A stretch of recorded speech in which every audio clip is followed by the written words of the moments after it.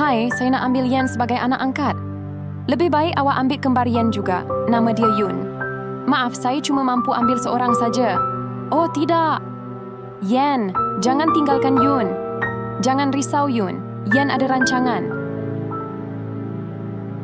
Ibu, boleh tak Yen makan dalam bilik? Boleh, Yen.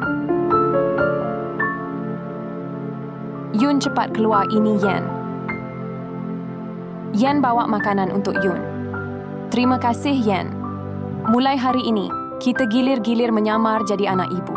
Okey? Okey, Yen. Yun faham.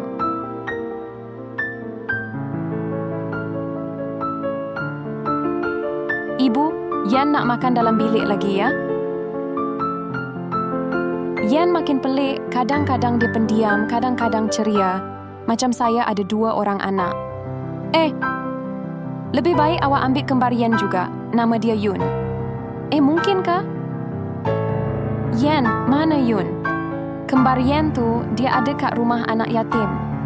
Jangan tipu ibu lagi, ibu dah tahu segalanya.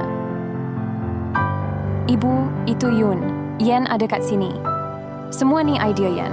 Kalau ibu nak ibu, boleh hantar Yen balik ke rumah anak yatim. Tapi tolong jaga Yun. Jadikan dia anak ibu. Awak semua tolong saya pilih, patut ke saya jaga dua-dua sekali Yen dan Yun.